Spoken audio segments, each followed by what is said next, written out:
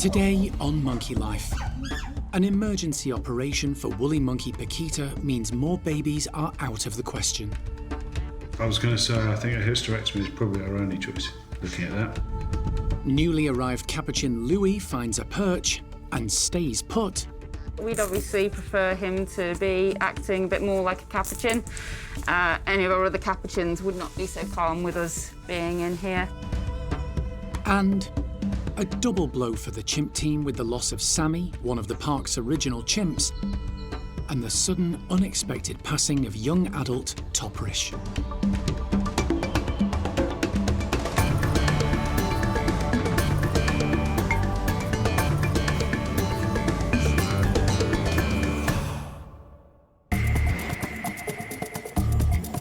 Monkey World in Dorset, buried deep in the English countryside, is the largest sanctuary of its kind on the planet.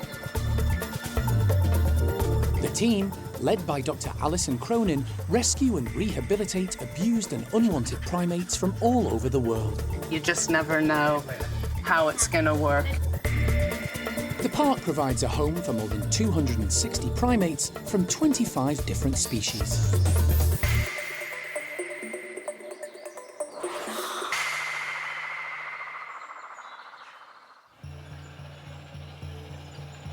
There's a new arrival at Erico's Capuchin Lodge. Late yesterday afternoon, the group of 12 increased by 1 when Louie, a 28-year-old male, arrived at the park. He was collected by Alison from a home in Leicestershire, was in poor condition, and missing part of his right arm.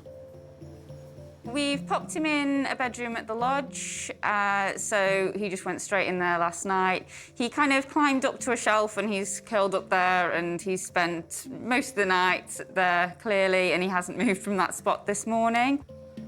Louie had been living in a small cage in the kitchen of a house in Hinckley, a market town in Leicestershire. His owner had kept him for more than 20 years.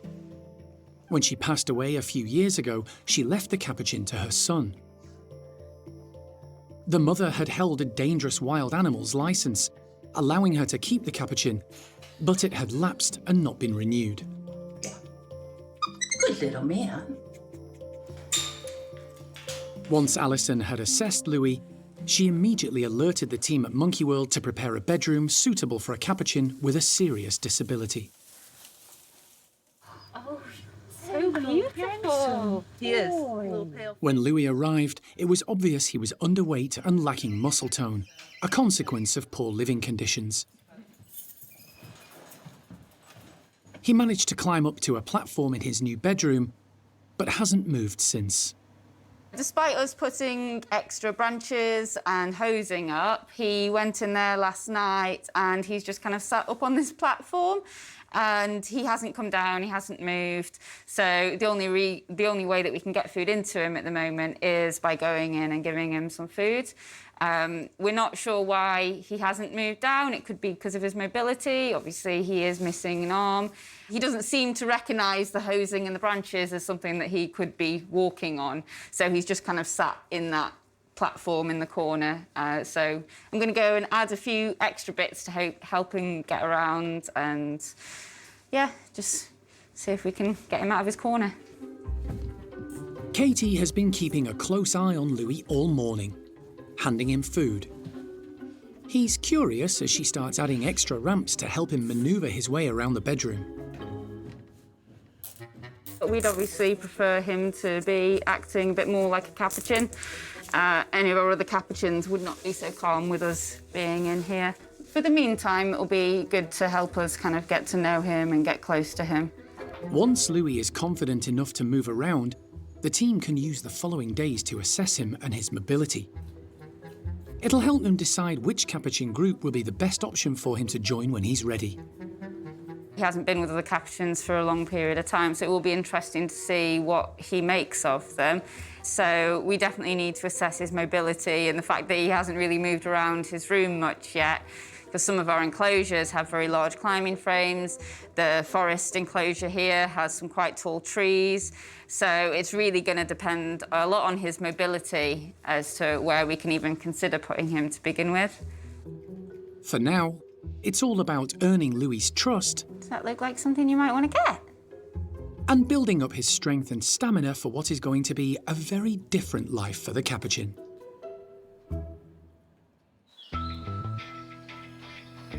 At the park's hospital, there's an emergency in progress. 22-year-old woolly monkey Pakita has been rushed across in need of rapid medical attention. One of our older female woolly monkeys, Piquita, has had a rectal prolapse. So we've gotten the vet in, David's come in emergency style to have Pakita down and to repair the prolapse and then potentially take measures to prevent it from happening again. Now that that intestine wall is weakened, it could reoccur. It's a big concern for Pakita and for all of us. The woolly monkey team managed to administer a pre-med before bringing her over, leaving the female a little drowsy. Good girl. Jeremy administers the full anaesthetic by hand. It's now a waiting game for the drug to take effect. As soon as Pakita's out for the count, the team spring into action. Vet David gives her a quick examination and immediately finds a mass in her uterus. It's pretty solid. It's a pretty solid lump of something. This isn't normal. She could be pregnant and starting to miscarry. Do you think she's perhaps aborting? Or aborting something, yeah. Her genitalia are also full of edema, a buildup of fluid that causes the affected tissue to become swollen. I think that's possibly the least of our worries, unfortunately. There's a lot to consider before deciding on a course of action. David decides to X-ray Pakita's abdomen in the hope the image will provide crucial information. Yes, Yeah. clearly not a fully formed fetus. It isn't. The X-ray reveals Pakita isn't pregnant, meaning the lump could be something sinister. The lump is in the area where we might expect the reproductive tract to be, so we were wondering whether she had a baby in there, whether she was pregnant. And the X-ray didn't show her as pregnant, but it showed that we had a lump in the reproductive tract. So. The team are running out of options, and Pakita running out of time. It's a tough call for Alison and the team. I think we have to open her up because otherwise leaving her, and yeah, everybody concur? I don't think we can leave her in the vain hope that she's passing something and we don't know. To fully understand what's going on and treat the issue, Vet David will have to perform surgery.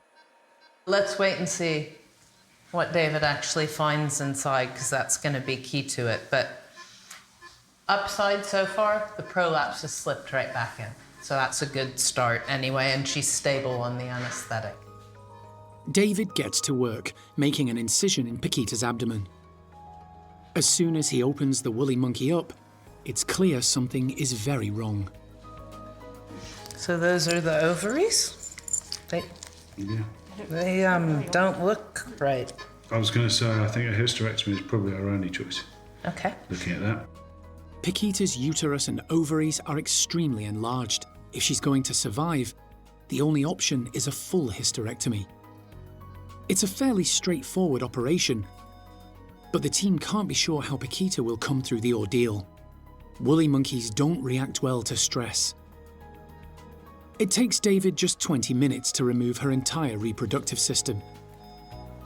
It's placed in a container to be sent to a laboratory for analysis. David then gets to work stitching up the surgical wound, and once done, Pakita is transferred to the travel box to recover from the anaesthetic. The decision was made to remove the entire reproductive tract. In a surgery, it's gone reasonably smoothly, reasonably well, and we're going to send the reproductive tract off to the laboratory, find out exactly what was wrong with it. David is hopeful Pakita will make a full recovery, but unfortunately, the mum of 4 won't be able to have any more babies.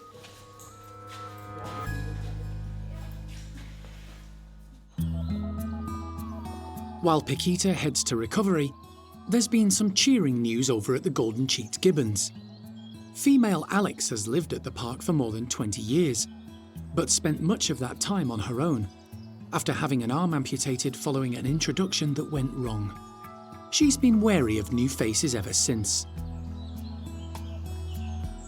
But when a male gibbon, Tito, recently lost his partner, Vieta, the primate care team decided to give Alex the opportunity to meet a new man. Much to their amazement, it seems to be working. So we're really, really happy with how Alex and Tito are doing at the moment. There's no stress, you know, both of them are just going about their lives, which is great. So far, so good, and we really like the little baby steps that they're taking. Today, Kat is refurbishing one of their outdoor enclosures to make it more suitable for Alex to move around before their first day outside together. Oh, I think I need to get that in and bring it. With only one arm, Alex can't brachiate as gibbons normally do when moving around, and needs plenty of extra hosing and branches. Obviously, we've tried to make it as suitable for Alex as we can, but until we see her moving, we won't know whether there's any areas that don't really work for her. But that's okay, you know, we just make sure that she takes her time. It's a big moment for Alex. She's with a new partner and having to negotiate a different enclosure. But with the pair getting on so well during their initial indoor introductions, Kat's hoping the experience outdoors will be positive too.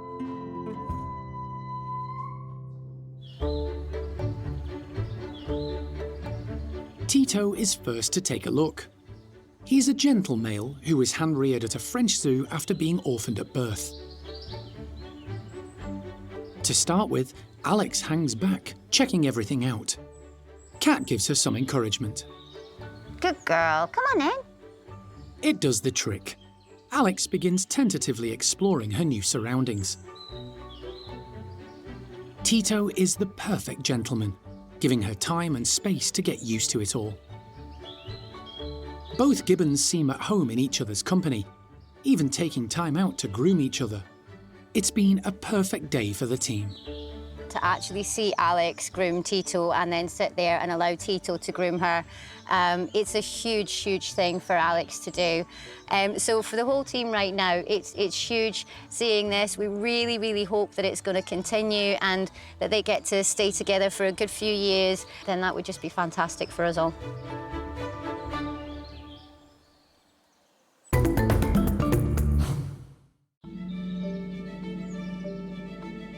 It's been 36 years since Monkey World's founder Jim Cronin set up the Dorset Sanctuary, aimed at rescuing chimpanzees illegally smuggled from the wild. 9 frightened youngsters were the first to arrive, all rescued from Spain, where they'd been used as beach photographers' props. They're okay, but they're not in what I'd call good shape. But in comparison to what they were when they arrived, it's 100% better, mentally and physically. Well, in your case, perhaps not. 4 of the originals remain: Mickey, Buster, Cindy and Beth, who live in Bart's group and are well over 40 years old. There was a 5th, but age has now caught up with lovable, kind-hearted Sammy, one of the park's original bachelor boys, who's passed away. We know that Sammy was at least like 43 years old, maybe older.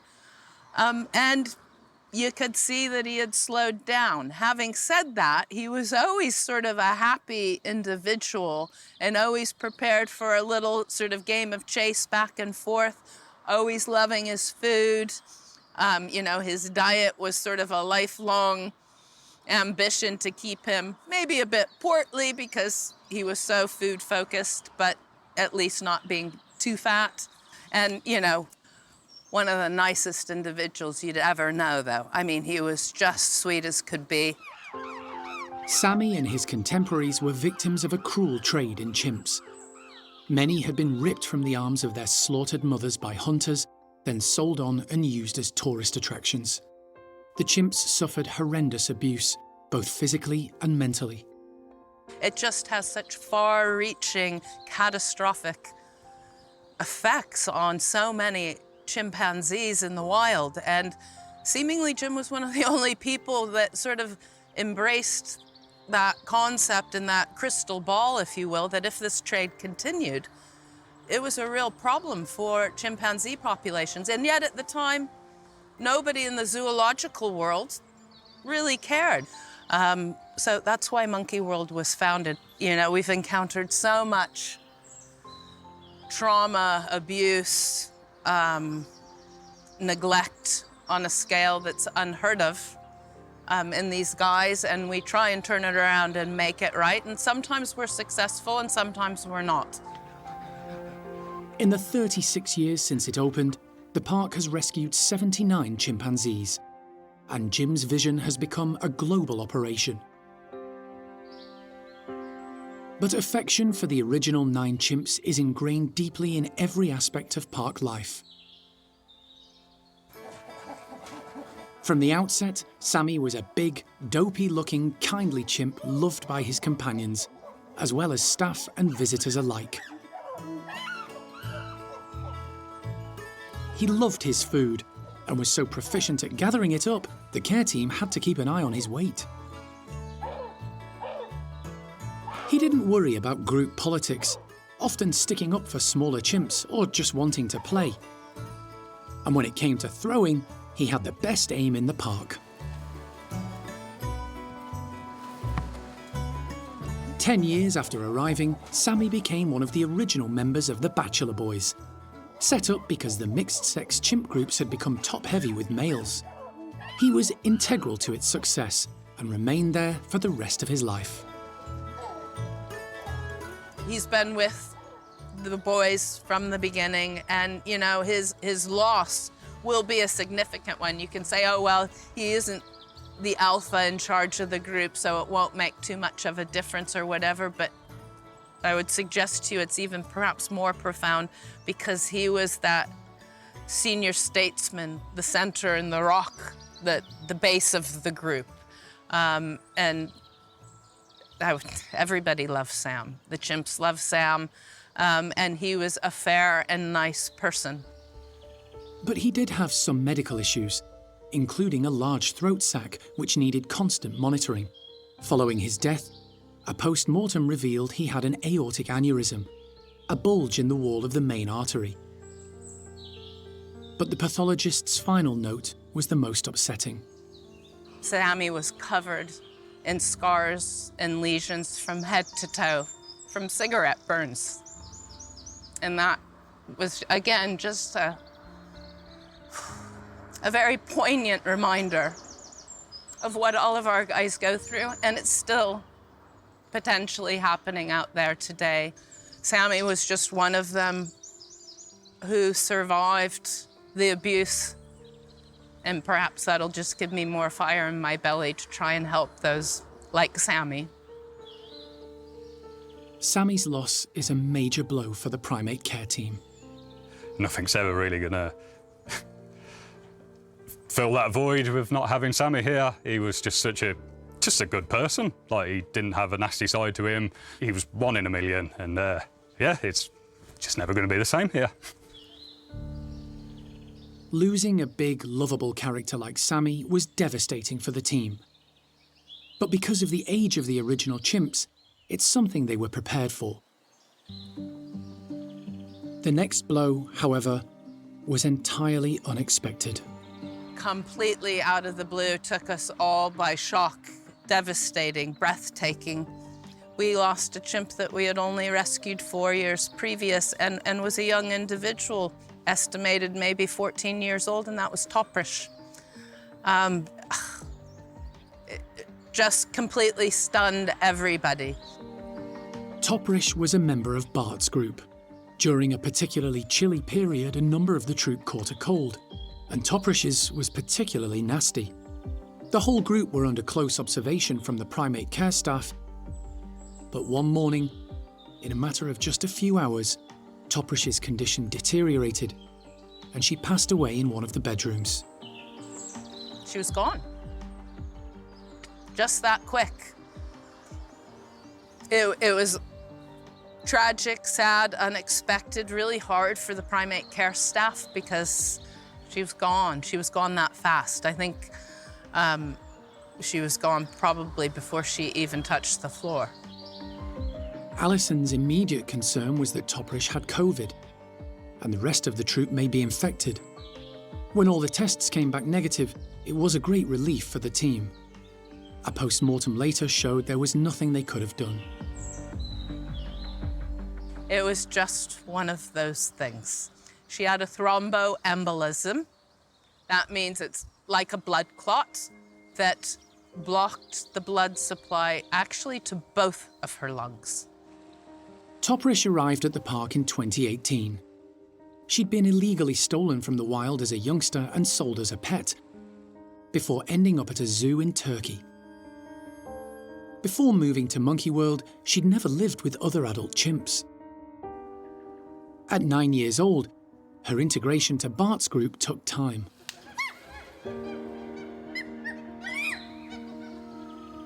But she got there in the end, and quickly made her mark, rising up through the ranks to become one of Bart's favourite ladies. She'd really found her place in the group, and actually, considering she was the newest member, she was quite up there. Like, a lot of the high-ranking ladies traditionally in that group, like Cindy and Beth, really didn't want to mess with Toprish. Huge blow for us, huge blow for the rest of the chimps. I mean, some of them obviously grieved more than others, and there were some like Buster and Mickey who definitely were happier because she really gave them pair a bit of a hard time. Absolute monster, but yeah, she was a big character. But the ageing chimp groups are a fact of life at the park, and the work goes on. 2 big personalities have passed on, but 2 more chimps needing help have arrived. The chimp team have managed to integrate the 2 new arrivals from Argentina. Kangoo is now a member of Brian's group, while his mum Sasha has moved to Bart's, filling the space left by Toprish. Life at the park is constantly evolving, but it doesn't stop the teams or Alison becoming emotionally attached. When you lose a friend of more than 30 years, it's harder to deal with, and Sammy was one of those. He was a good friend.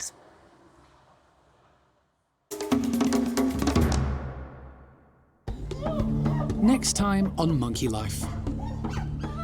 Alison's at Twycross Zoo to collect an orphaned orangutan in need of a new home and a new family. Sadly, for a young female orangutan named Kayan, her mother passed away. And Argentine chimp Kangoo heads into the large enclosure with his new group, and even begins to bond with powerful female Ash.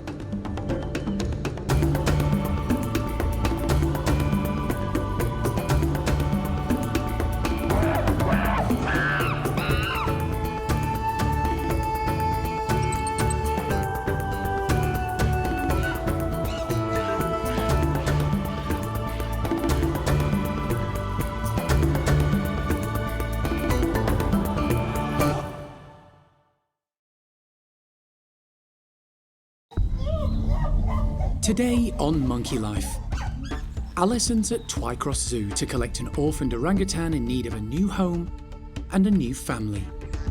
Sadly, for a young female orangutan named Kayan, her mother passed away. Startling news about a recently rescued pet trade Capuchin. Louie is actually not a male, but a female. So now she has been renamed Louisa. And Argentine chimp Kangoo heads outside with most of his group, and even begins to bond with powerful female Ash.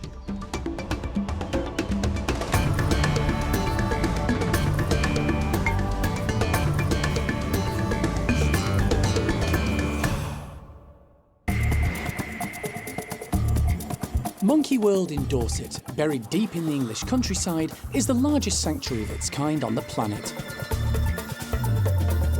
The team, led by Dr. Alison Cronin, rescue and rehabilitate abused and unwanted primates from all over the world. There they are. It's so amazing. They look really fit and healthy. All good. The park provides a home for more than 260 primates from 25 different species.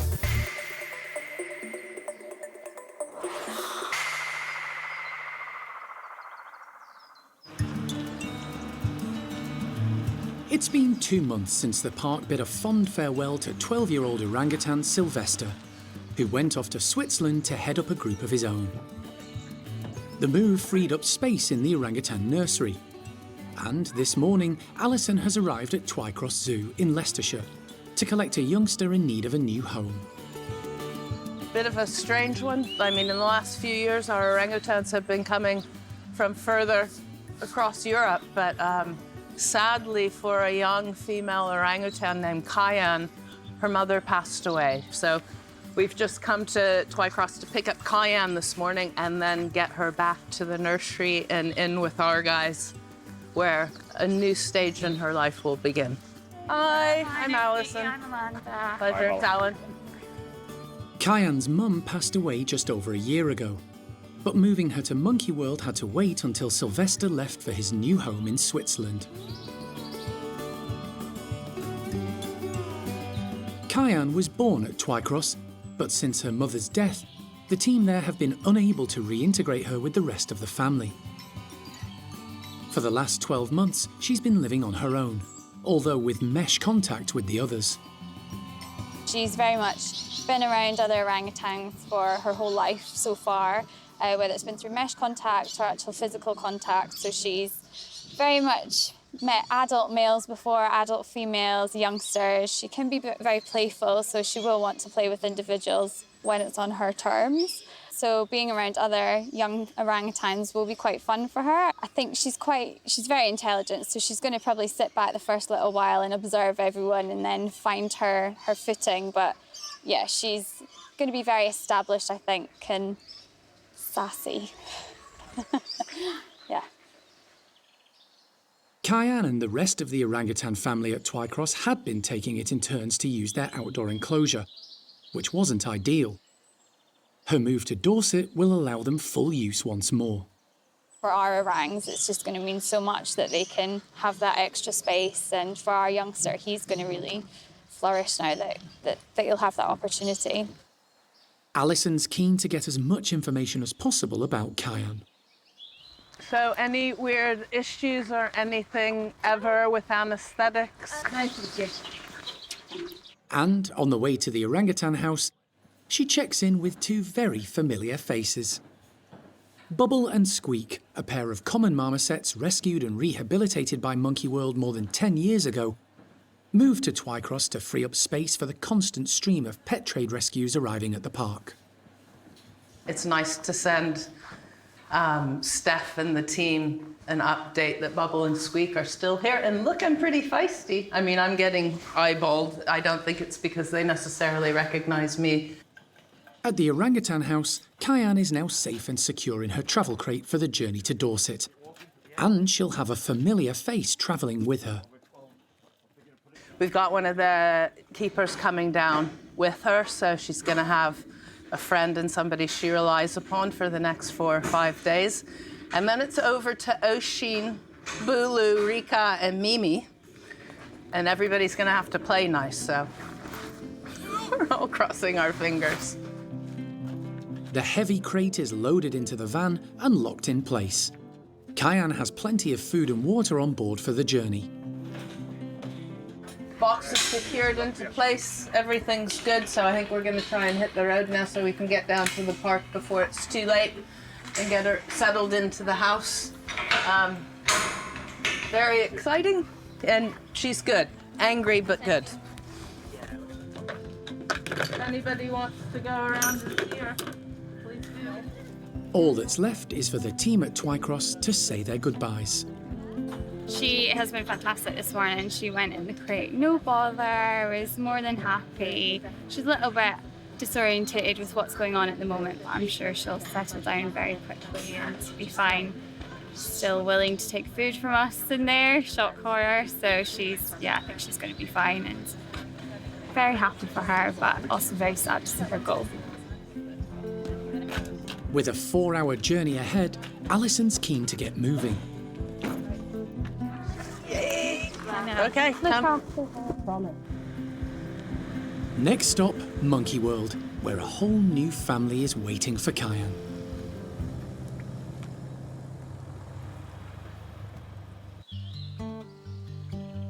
It's been 2 weeks since Alison arrived back at the park with an elderly Capuchin monkey called Louie. His limited mobility meant his first few days were challenging. Louie had been kept in a small cage in his previous owner's kitchen, with just mesh sides to move around on. The previous restrictions, plus the fact he's missing his right arm below the elbow, meant getting used to more space as well as branching and hosing was daunting for the 28-year-old Capuchin, and he barely moved from his perch. But in the last few days, he's turned a corner, and the primate care team have also made a startling discovery. So Louie's been with us a couple of weeks now. He's doing really well after not moving from his one platform for a few days. He's started to explore now, moving between bedrooms, which is really nice to see. We've also made quite a discovery in that Louie is actually not a male, but a female.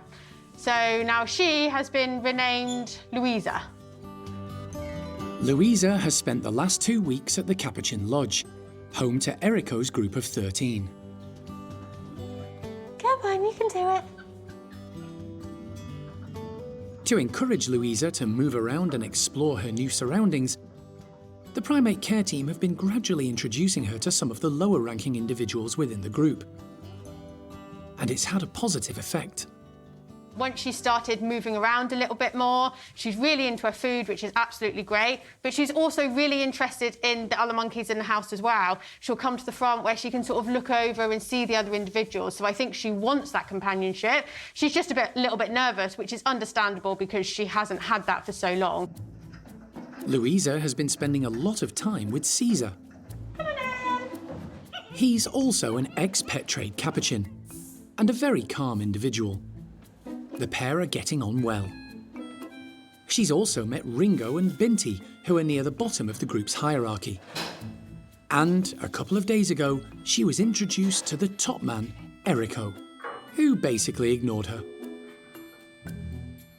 He's met her, there was no trouble between them, so hopefully we'll just continue and gradually work on the more dominant animals. It's a steep learning curve for Louisa. She's spent most of her life alone and now has to learn to deal with all the different personalities and Capuchin etiquette that comes with being integrated into a large group.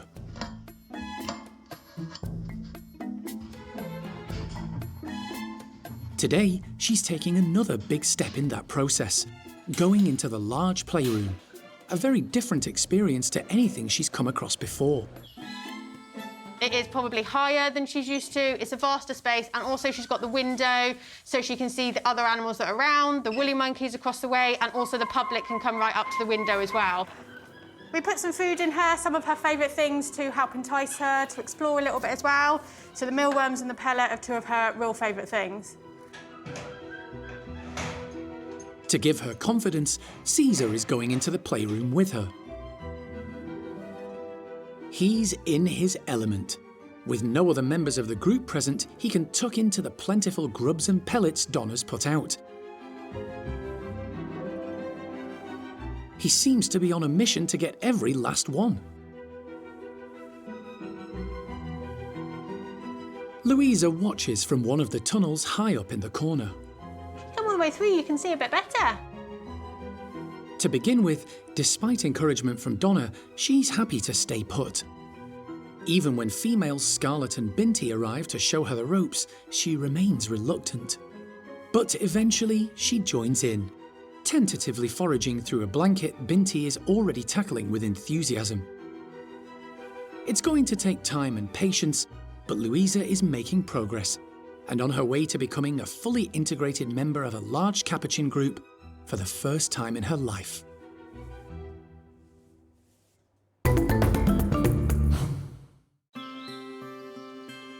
It's been almost 2 weeks since Kangoo, one of 2 chimps who arrived from Argentina, braved the big outdoor enclosure that's home to Brian's troop of 6.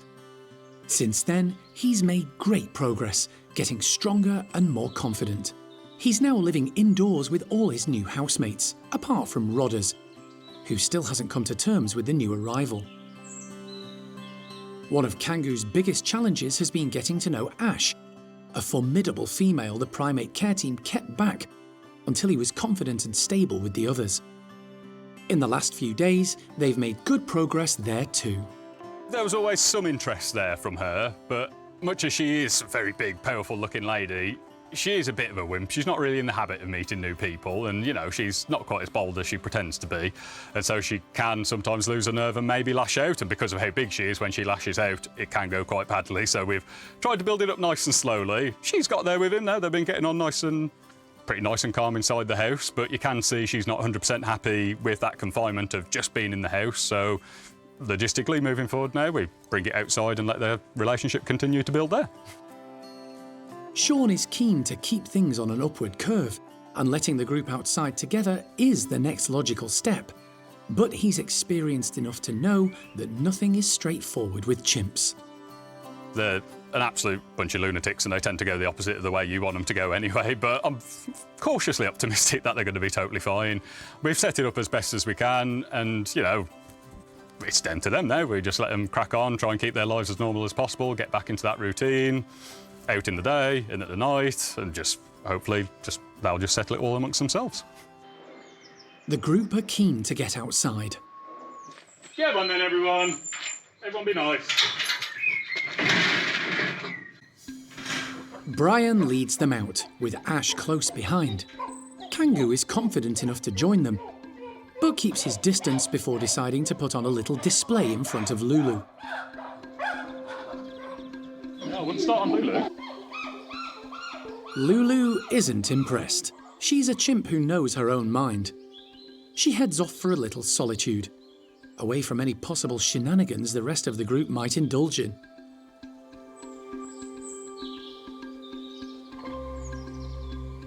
Kangoo has struck up a strong friendship with Brian and follows him everywhere.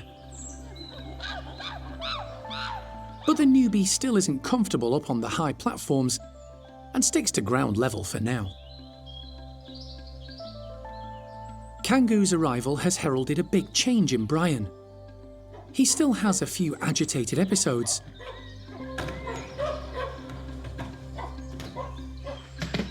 Right, it's my point. but his displays have become a lot more focused and are used to discipline the group, part of his role as leader. Even Ash has learned to give the big male a wide berth on occasions.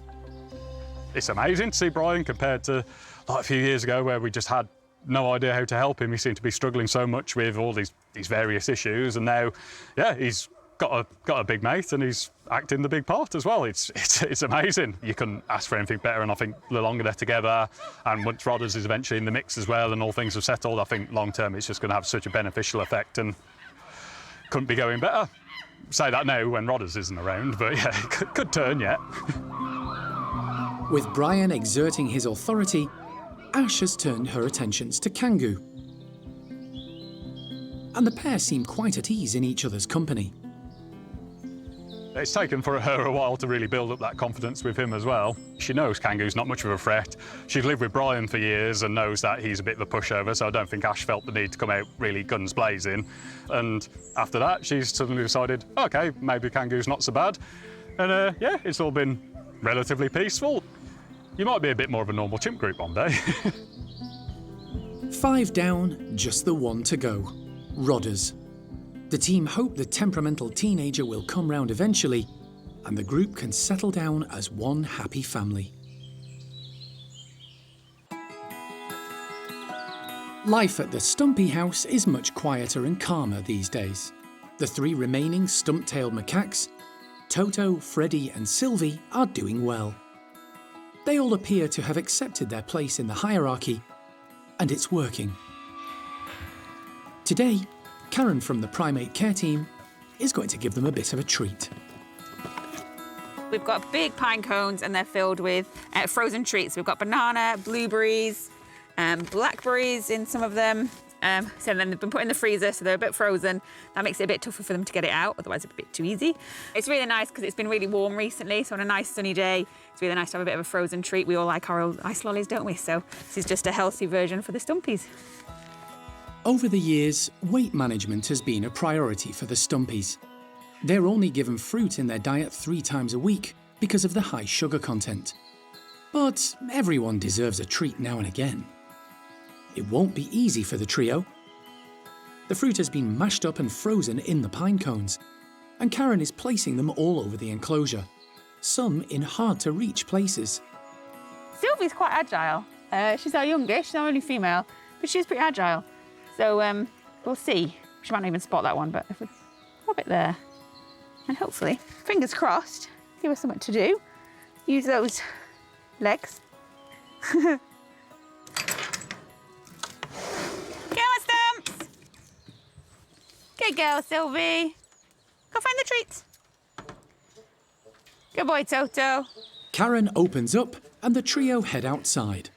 Fruit is a favourite and a good motivator to get them moving. Toto finds one of the easier options. He started to develop cataracts in his eyes and sometimes struggles to locate small objects. The pine cones are perfect for him. Freddie is also tucking in. Of the three, he's bottom of the hierarchy and gives up his bounty when Sylvie appears. But she isn't top of the pile. Somehow, that honour now belongs to Toto. We're not really sure how, probably just size and teeth and, don't know, dumb luck, really. I don't really know. He's not the smartest. Freddie is way smarter than Toto and understands dynamics better and behaviour better. But somehow Freddie's been submissive to him and we're not quite sure how that's happened. But Toto is certainly the dominant animal in there, followed by Sylvie. So poor Freddie, he's now right at the bottom underneath Toto and Sylvie. But he's a clever animal and he knows where he fits now in the hierarchy. And he's smart enough to get his fair share of the treats.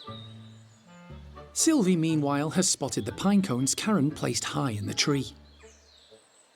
She demonstrates just how agile elderly stump-tailed macaques can be, easily scaling the tree, collecting the cones, and jumping back down. Toto tries to demonstrate his dominance, but Sylvie scarpers with most of her cones intact. Oi, Toto. Meanie. As top man, Toto doesn't need to work too hard for his food. It's always a challenge finding the right kind of enrichment for the stumpies, but today's frozen treat has proved a hit.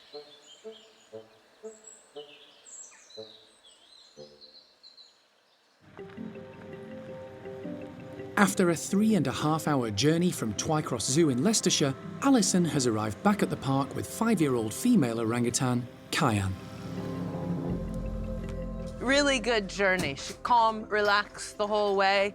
Couple of times I sort of went back and sat in front of the box and offered her bits of food, and she is a good eater. That's very clear, so hopefully there won't be competition with Oisin, but seems fine, really, so fingers crossed. Just be happy to get her in the house. When you're ready, see when? Okay? Yeah.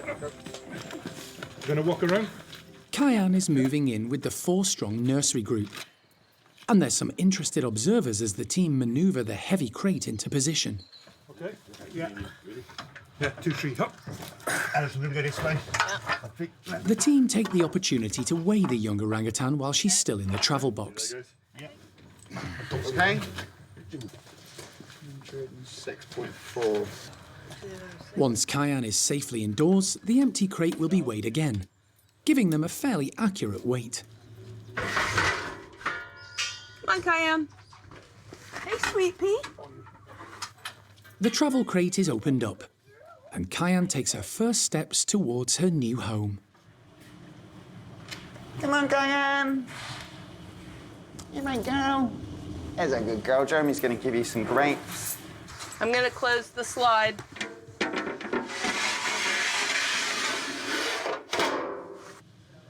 Inside, Jeremy and James are waiting with a few healthy treats. First impressions, she looks like a ruffian, doesn't she?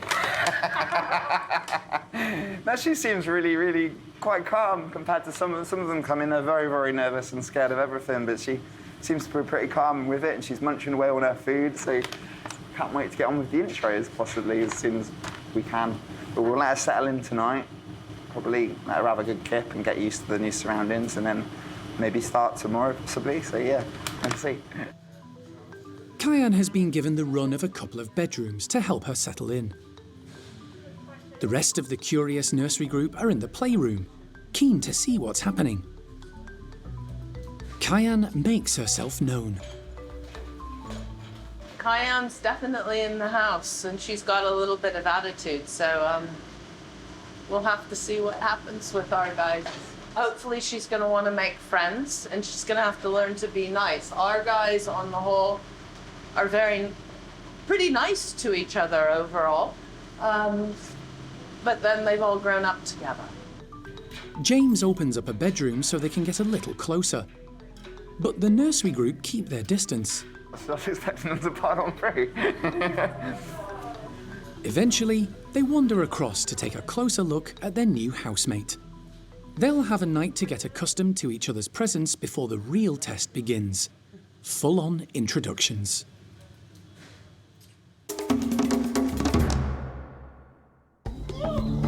Next time on Monkey Life. Alison heads north to rescue a pet trade squirrel monkey, who proves to be something of an escape artist. No, I don't. Look at this. And an apple or two a day are a welcome treat for the aging bachelor chimps.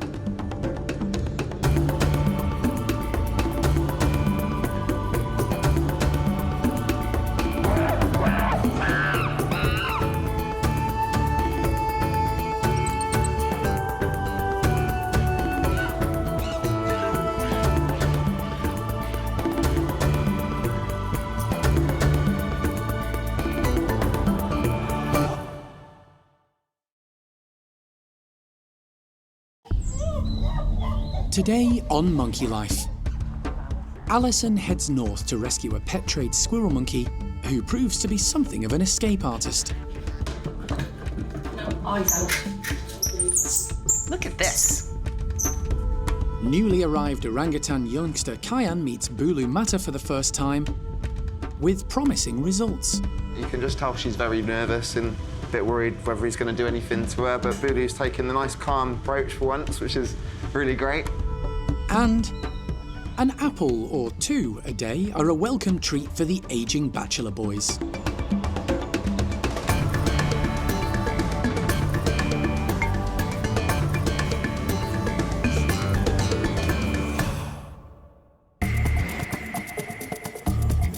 Monkey World in Dorset, buried deep in the English countryside, is the largest sanctuary of its kind on the planet. The team, led by Dr. Alison Cronin, rescue and rehabilitate abused and unwanted primates from all over the world. Right there, keep her in, get her in. Okay, got it. The park provides a home for more than 260 primates from 25 different species.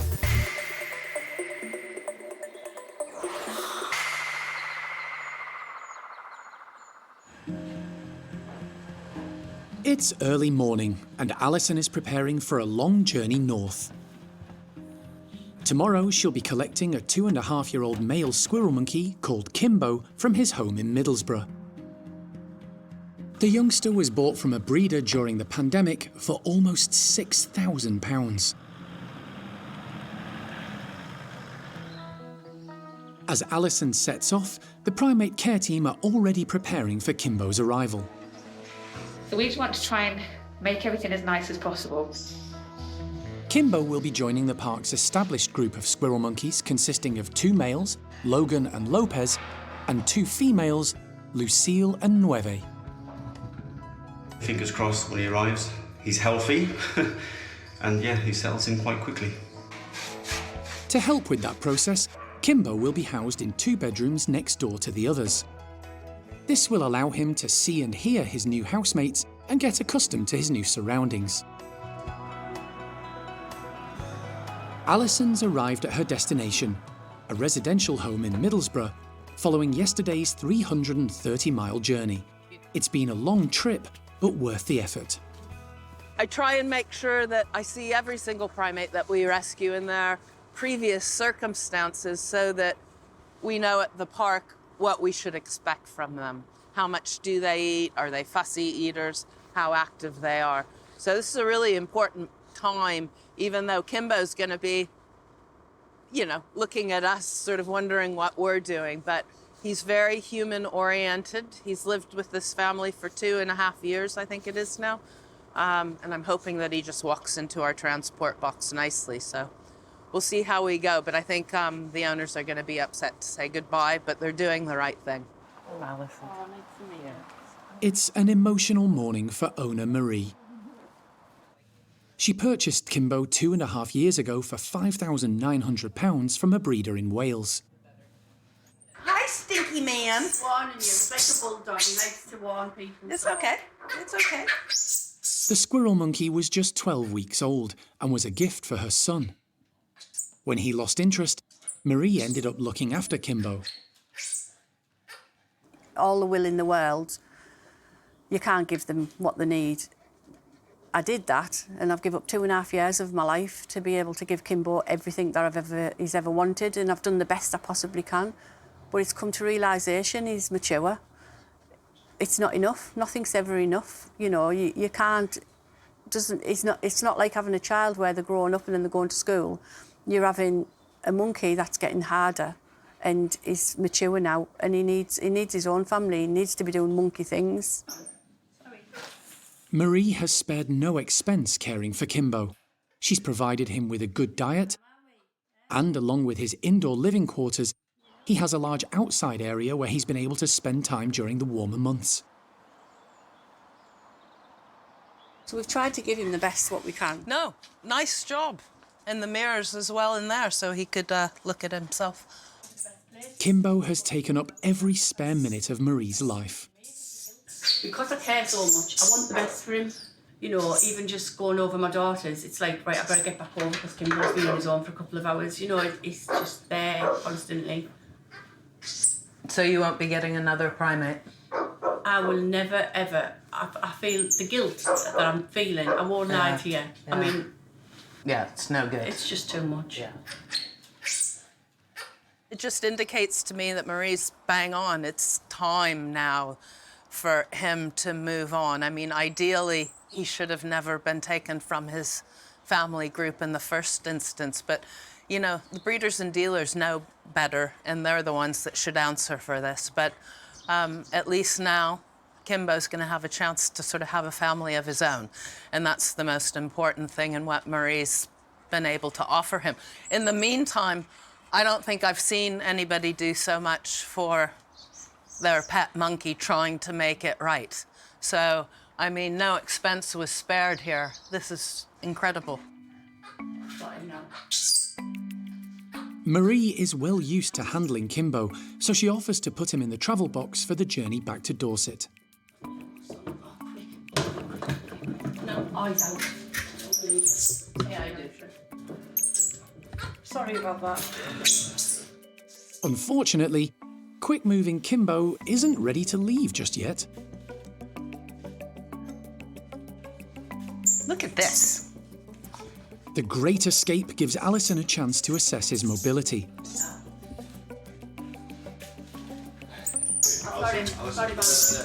Marie tries again. Okay, so put your hand in way down low.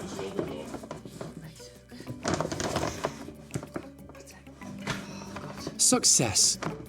But the reality of the situation hits home for Marie. Good boy. He's quiet. He's all right. He's not screaming. Hello. He's not doing anything.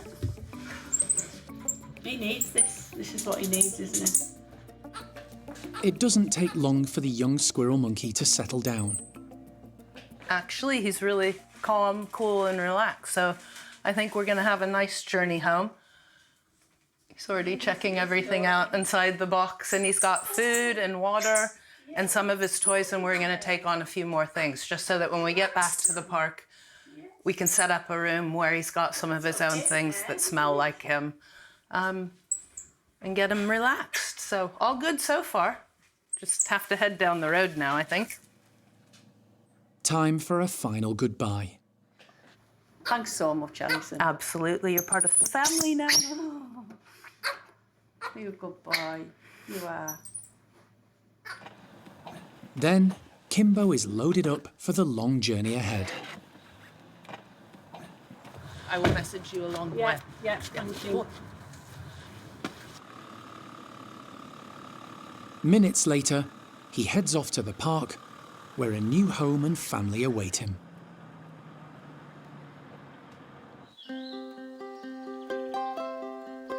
It's been a busy 24 hours for the orangutan team. Yesterday they welcomed a new arrival, 5-year-old female Kayan. She's just spent her first night in her new home alongside 4 new housemates. They haven't had close contact yet, but that may be about to change. So this morning, Bulu actually took quite a little bit of interest, and we're ready to start a mesh intro, hopefully, between them. So we'll see how it goes. Hopefully it won't be a big ball of fuzz, but we'll see. Hopefully, fingers crossed, they'll get on. Bulu Mata has been kept back in one of the bedrooms in preparation for the meeting. The rest of the group have been let into the playroom and are now interested observers to the action. James opens a slide allowing Kayan to come through to a connecting bedroom where Bulu is waiting. I'll just let you two get acquainted, shall I? To help her transition to her new home, Kayan's previous keeper from Twycross Zoo, Vicky, is also on hand to support and reassure the young orangutan. She's all right, isn't she, Boo? She is. The pair are a bit wary at first, eyeing each other up from a safe distance. We've only got the mesh contact going at the moment, obviously, because it's the very first meeting. But yeah, we'll keep this going for a little bit longer. Hopefully it'll continue to be positive, and hopefully we'll open up in a bit as well, but we'll see. James attempts to bring them closer together by offering a few treats. It's passing you a present, dear. Good girl, good girl. What do you think? She's got a very comical face, hasn't she? Her facial expressions, I love it. Bulu decides these treats are all his.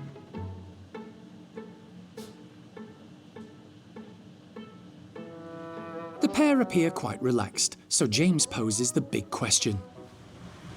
Think we should open up? I feel tempted to. What do you think, Vicky?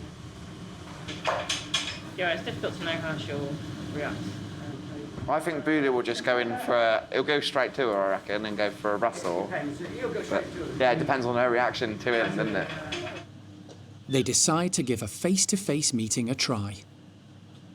We're going to get it going. They're probably going to have a bit of a bundle, as they usually do. But hopefully we won't have any injuries, and they'll maybe even turn into a play session if we're really, really lucky. But we'll see how we go, yeah? Precautions at the ready. Right, you on the fire extinguisher, Jeremy? Right, let's do it. James opens up, and as Bulu heads through, Kayan is off, in the opposite direction. She's a little bit nervous, isn't she? Bless her. But Bulu is the perfect gentleman, taking everything nice and slow. It's all right, isn't it? And soon, curiosity gets the better of Kayan, and she comes over for a closer look. He's just getting very close to her again now, so no aggression yet.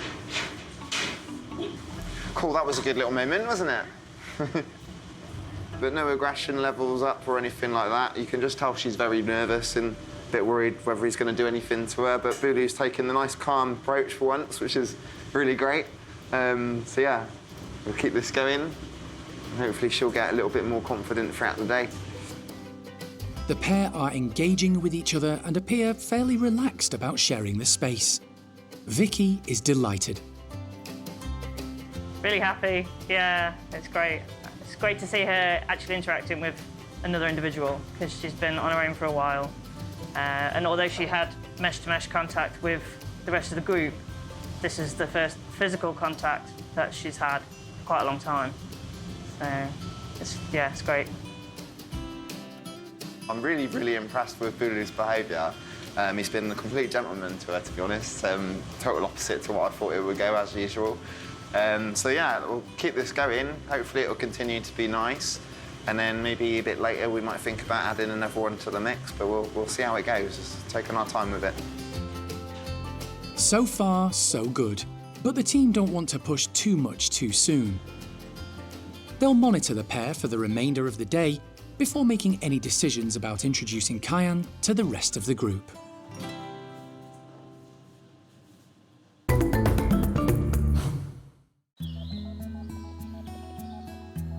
It's a quiet morning at the Bachelor Boys' enclosure. This group of chimps were known for their rowdy, boisterous nature in the past, but life has changed in recent years. They're now all getting on, and have, over the past year, lost a few close friends. Chimps Jimmy, Gypsy and Sammy were integral to the makeup of the Bachelors, and their loss has had an impact on the troupe. The boys have also had to adapt to a new home, swapping with Bart's group next door. For many years, the Bachelors were led by Butch, who arrived at the park from Spain as a 6-year-old back in 1989. Old age finally caught up with the much-respected chimp, and he handed over the role of dominant male to Paco. He just seems to be quite happily enjoying a bit of retirement now and not having to deal with all their drama. I do find he tends to hang out a lot more with Charlie and Kiko and Rocky. Generally, you find them kind of milling about together, and he just seems to... The nicer, more chilled out boy seems to be more his speed at the moment. And he does still have his moments with Jester and Buxom, like, you know, they will still sit and groom one another occasionally, but yeah, they are very definitely on Paco's side, which they keep trying to reassure Paco of that, but Paco is just really not terribly bright, and it just does not seem to be sinking in that just no one wants to take it from him. It's fine, you're in charge, no one else wants to have it. The group are waiting for their regular mid-morning meal.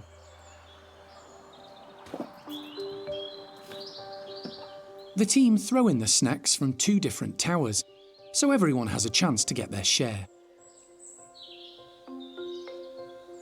High-ranking half-brothers Jester and Buxom might be troop leader Paco's backup team, but they're even older than Butch.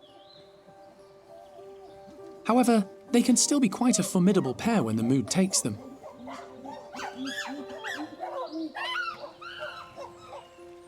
Jester's recovered well following treatment for mouth cancer in 2020. But at 42, he's not as brash as he used to be. I find him a lot more mellow than he used to be, and I think he has had to adapt and accept, like, he is physically more vulnerable now, like his teeth aren't as sharp and he's not as big and muscly as he was.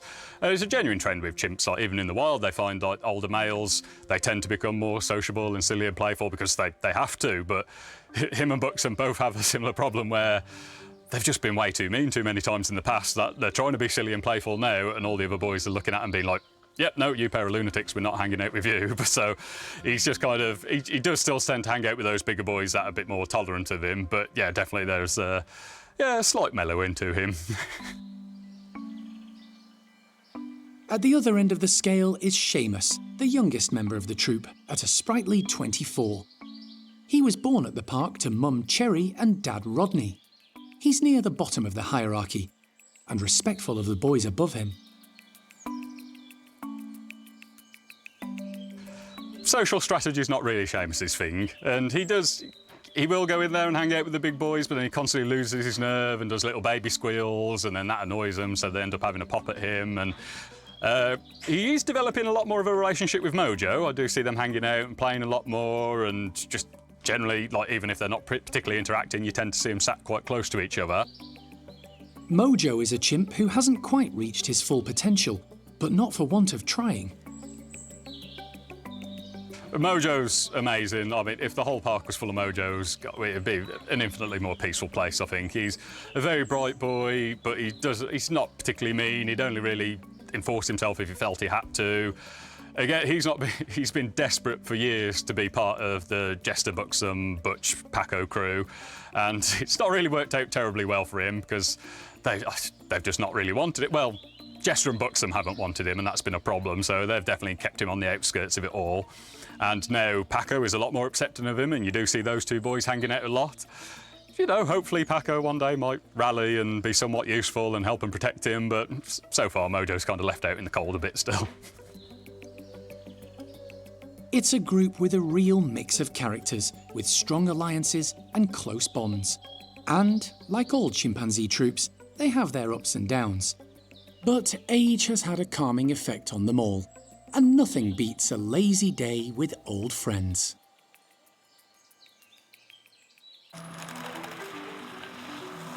Following a 6-hour journey from Middlesbrough, Alison has arrived back in Dorset with a new addition to the park's squirrel monkey family, 2.5-year-old male, Kimbo. He apparently loves his nuts and seeds, is what she said.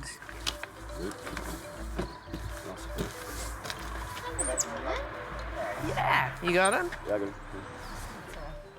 Kimbo will be joining the park's established group of 4 squirrel monkeys in their house and enclosure. To help him settle into his new home, the team have prepared 2 bedrooms for his exclusive use tonight. It means he'll be able to see and hear his new housemates, but have his own space. Really long journey, but he's traveled so well. I'm really impressed with him. He's probably been better behaved than I have. So yeah, he's had snacks along the way and has been chatting, had a little nap. He's so far bomb-proof. I shouldn't say these things because I'm tempting fate, but looks like Karen's gonna get a few of his things. There's a hammock there, and then mainly the blanket that's in with him. His former owner has sent some of Kimbo's toys and blankets along for comfort. For primates, smell is really important, and obviously these things all smell like him. They smell of his home, his old home. So that's really useful because everything else is going to smell really weird for him. It's going to smell of new branching, but also the other monkeys. So just have that little bit of familiarity of a scent does really help them settle in a bit better. And he does seem to really like some of his teddies. So again, just something to curl up to. He's been on his own for a long time, so that's probably just a comfort for him, having those teddies there. Obviously, when he gets introduced to the group, and if that goes well, he won't need them anymore because he'll have others to cuddle up to if he needs to. But for now, we're just giving him something that he's used to and familiar with. The team need to get him out of the travel box and settled. It's been a long journey. Okay.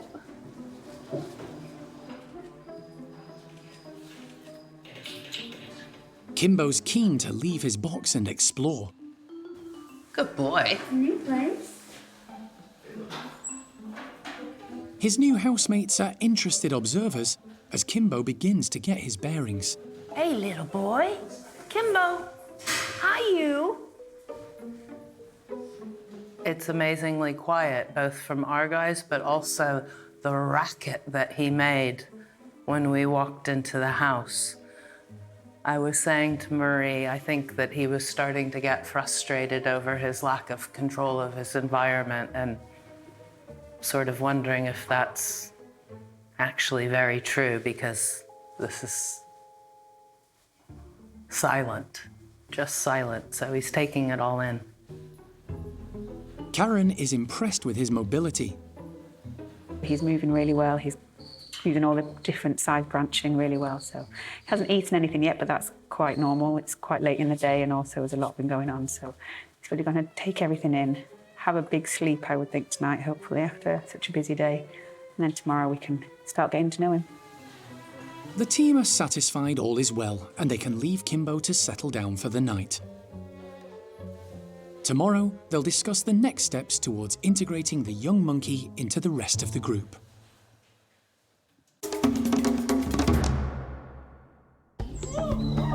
Next time on Monkey Life. The park comes to the aid of 2 marmosets seized by the RSPCA, and Alison is truly shocked by the appalling condition of the male. Koba's really in a profoundly bad way. I don't know that it's going to be the right thing to keep him going. And Capuchin Louisa reaches out the foot of friendship to her male crush, Mattie.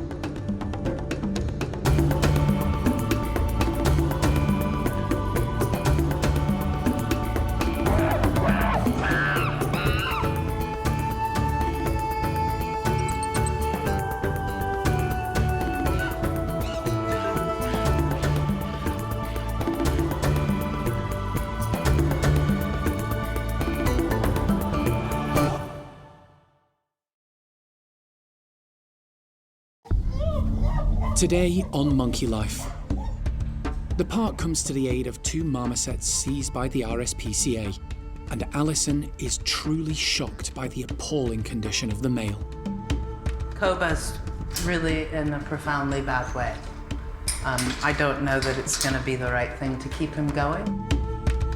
Newly arrived orangutan youngster Kayan is put in her place by matriarch Sheen. Oh, Sheen. All of these people are so annoying. Was that your idea to have all these kids?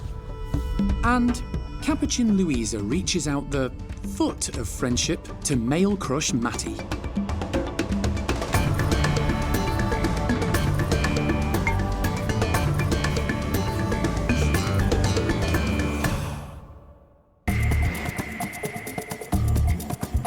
Monkey World in Dorset, buried deep in the English countryside, is the largest sanctuary of its kind on the planet.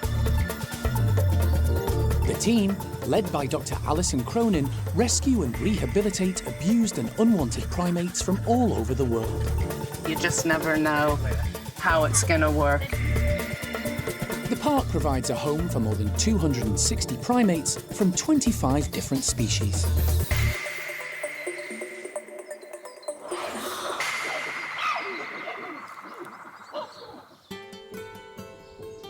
Late last night, Alison received an email from the RSPCA with photographs of 2 common marmosets. She was shocked by what she saw. One of them is profoundly debilitated, which is the male. The other one actually looks in somewhat reasonable condition, but the male is now completely debilitated. He's profoundly ricketed. The majority of his tail has either broken off or a way it's healed over.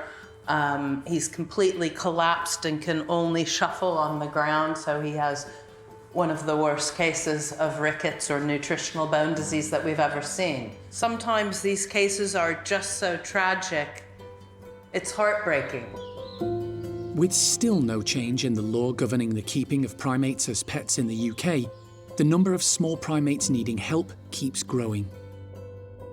Monkey World is often the first port of call for these pet trade victims, and the team are used to dealing with emergencies. Primate care staff member Steph is already preparing temporary accommodation for the pair, who are on their way from West Yorkshire. This is really different from what we'd normally do. His room, I'm actually going to put almost no perching in at all. We don't want to encourage him to get up off the ground until we know that he can. If he looks like in the photos that his back legs are pretty seized up, so until he's got better mobility, you kind of want him staying low so you know he's not going to fall and damage himself. The 2 marmosets have been on the RSPCA's watch list for more than 3 months, after being discovered living at a home in poor conditions. A local vet examined them and recommended improvements. But when the RSPCA returned a few weeks later, the male's condition had deteriorated even further. He deserves a chance. You can see his legs are totally seized up. That's her. She's been taking the lion's share, assuming it is a girl. And I think he just can't move. Oh. Yeah. And he's Skeletor. Shameful. He looks awful. Yeah. I'm not sure that this is going to be a good or pleasant case, but I worst think it's... case, we can peacefully help him go instead of suffer on. Yeah, correct. If the male, named Koba, is to survive, he's going to need an enormous amount of help and care, along with therapeutic doses of vitamin D for his bones. But even that might not be enough. It's late in the evening when the RSPCA finally arrive at the park with Koba and the female Lola. You're right. Long drive. The pair are taken straight to the park's hospital, where temporary bedrooms have been prepared. The condition of the male will need to be assessed before the pair can be moved into one of the marmoset houses. Oh goodness, look at you, little man. Such tiny ear tufts. Yeah, he looks knackered. Lola is first to emerge from the travel crate. Look at you. You got tail through as well. Good job. She appears mobile, although very thin and missing patches of fur. Koba remains in the box, frightened and bewildered. The team are unsure if he's even able to move. I just hope these guys can do it, can do the magic. And if anybody can, they can. With Lola watching on, Steph tries to entice Koba out. There you go. Want to do it? That tail. Good boy. Oh, well done. Eventually, he manages to shuffle himself into his new home. Koba's really in a profoundly bad way. I don't know that it's going to be the right thing to keep him going, but we're going to give him that therapeutic dose of D3 and a day or two.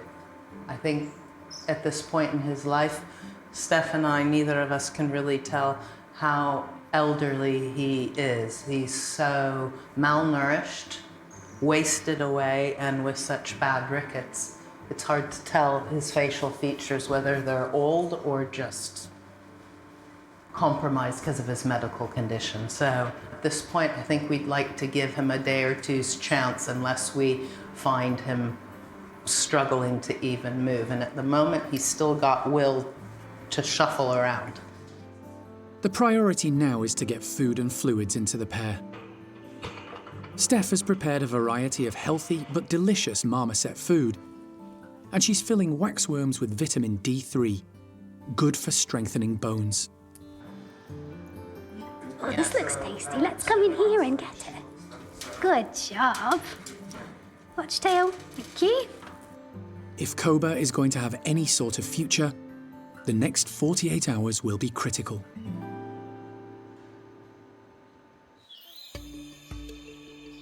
It's been a busy few days for one of the park's other new arrivals.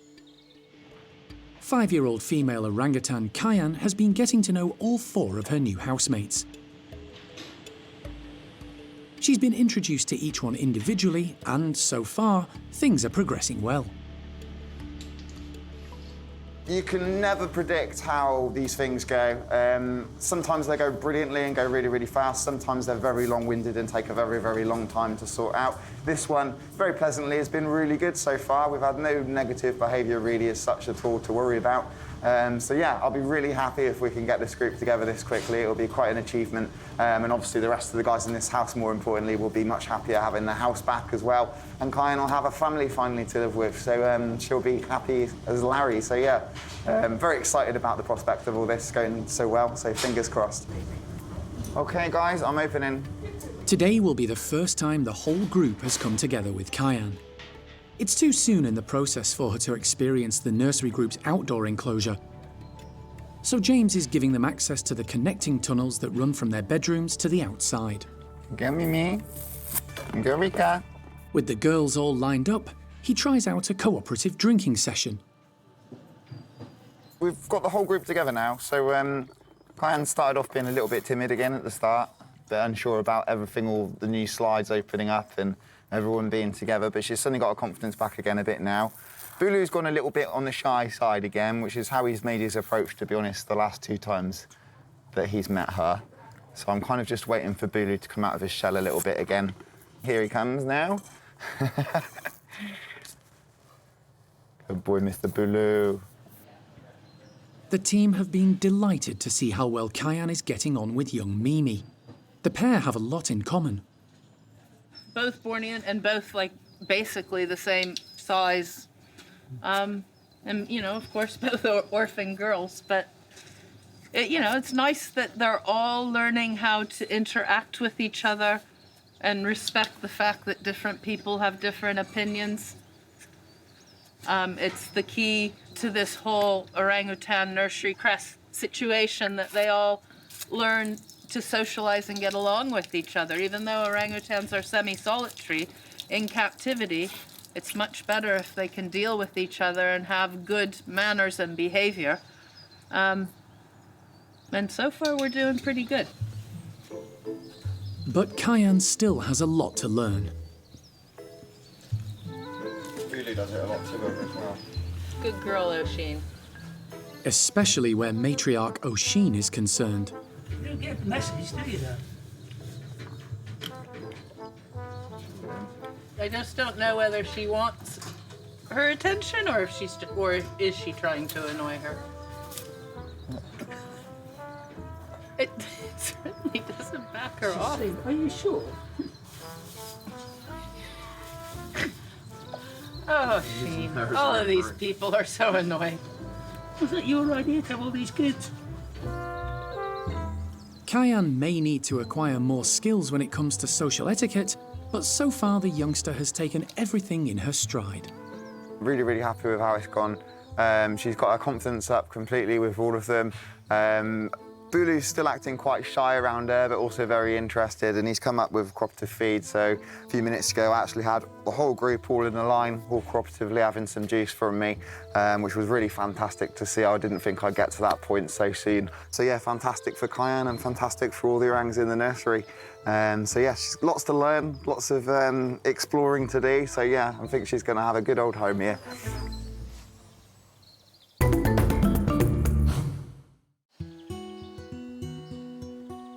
It's been a few weeks since Capuchin Louisa arrived at the park, underweight and missing part of an arm.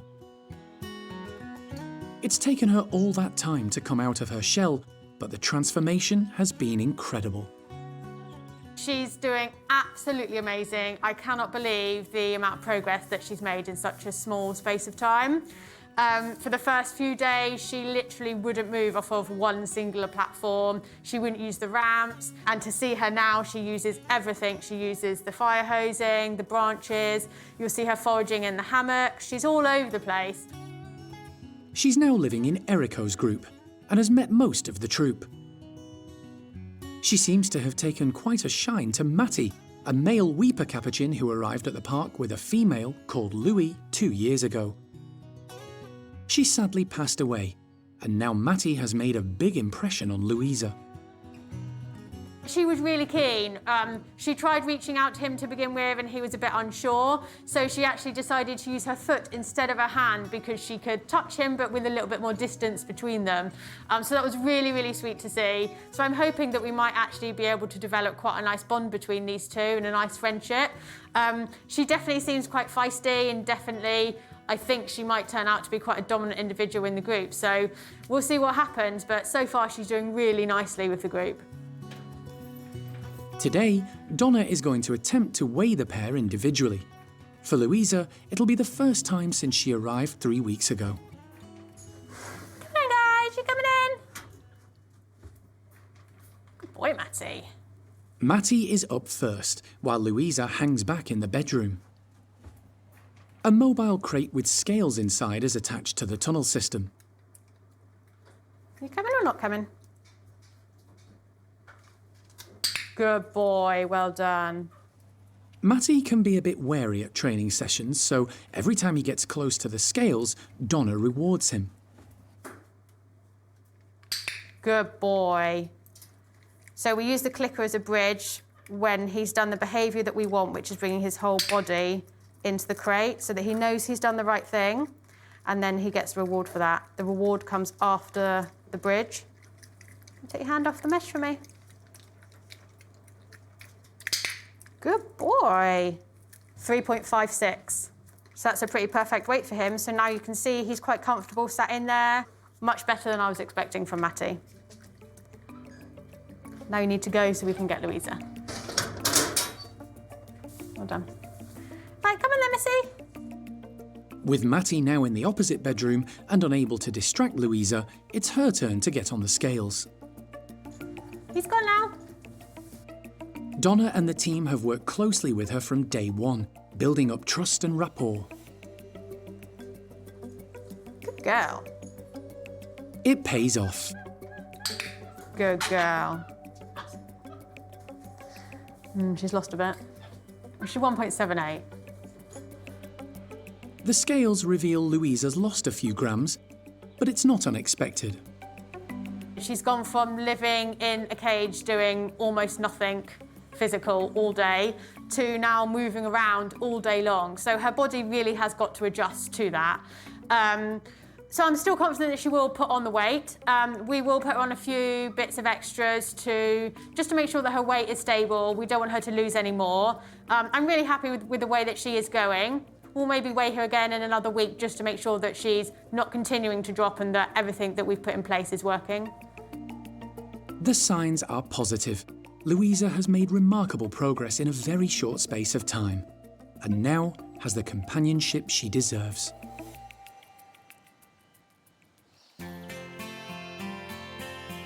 It's a glorious day and the chimps in Bart's group are all outside, finishing off their breakfast and relaxing. Apart from Eddie and her half-brother Bart, who were born at the park, they're now mainly in their 30s, with some just the other side of 40. The recent loss of Toprish, one of their youngest members, was a huge shock. It had an impact on many of the troop, particularly Bart. She was his favourite female. Everyone was just a bit uneasy, and then sadly we did have a bit of a cold and flu bug going around at the same time, so on top of losing a member of the group, they all felt rubbish as well. So yeah, it's been a bumpy few months with this lot. The loss of Toprish has had a knock-on effect for Argentine chimp Sasha too. She moved to the park a few months ago with her son Kangoo. Because she was hampering his progress, the team decided to split them up and introduce them to separate groups. Kangoo's now doing well in Brian's group, but Sasha's integration into Bart's larger troop of 16 has been slow progress.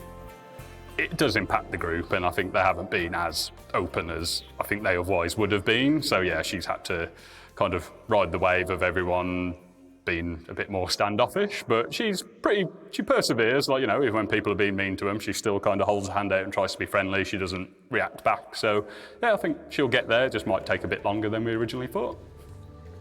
Sasha is yet to go outside. Instead, she's been meeting the other chimps indoors.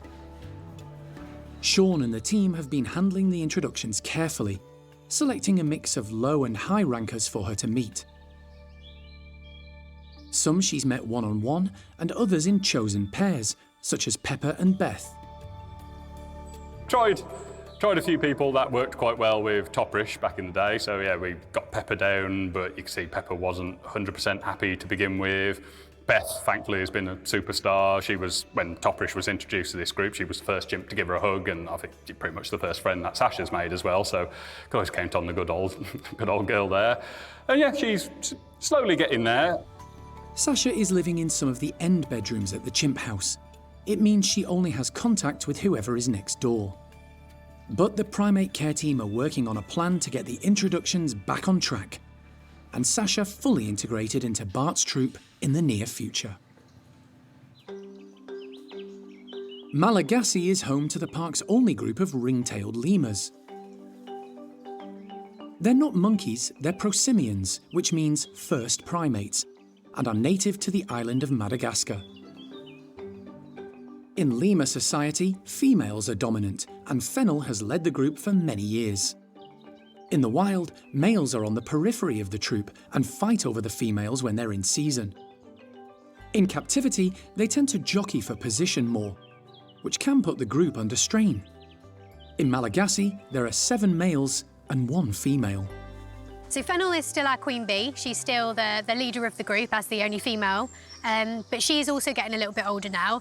So we do see from her a little bit more reluctance to get herself involved if there is a bit of a scrap or some tension going on. She'd much rather snack and sunbathe than get involved with the politics, which is kind of fair enough. She definitely prefers the other older lemurs to the young sort of upstarts.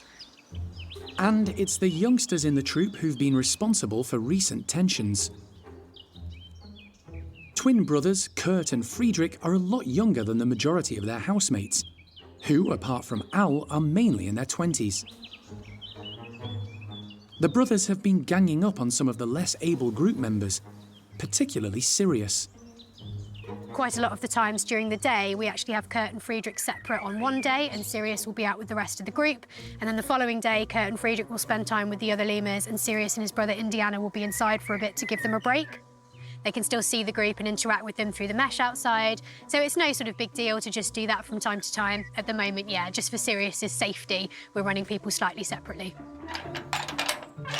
It's not ideal, and the primate care team are working on bringing the group safely back together again. Their efforts are being aided by an improvement in Sirius's mobility. Recently, the team grew so concerned about his inability to get around, they called in the vet. Sirius was examined at the park's hospital and a number of x-rays taken. They revealed he was developing arthritis in his legs. He's now on long-term medication, and the difference is encouraging. The lemurs have got this massive outdoor enclosure full of forest land, lots of ropes and things to jump around on, and being able to be fit and able and jump through the trees like the other lemurs is really important. At the moment, Sirius has now 100% got that, so we're really happy with him. He's doing really well.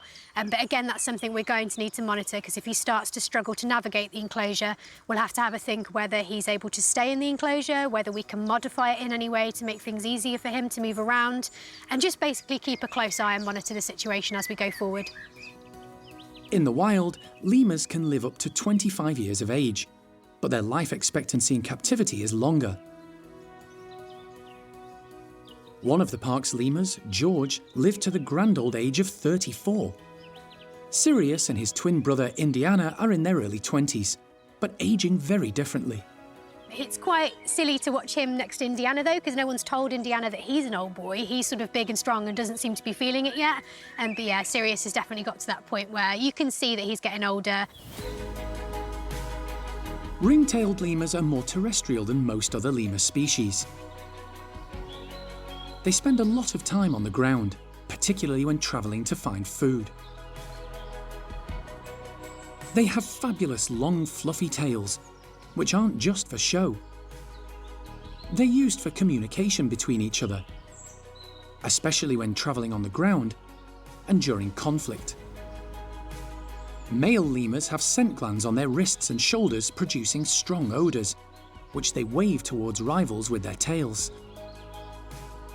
They're also useful as a counterbalance when high up in the tree canopy, helping them move around more easily. On chillier days, the lemurs form a huddle, wrapping their tails around each other to keep warm. And when they're in a relaxed mood, there's nothing better than coming together for a spot of sunbathing and a grooming session.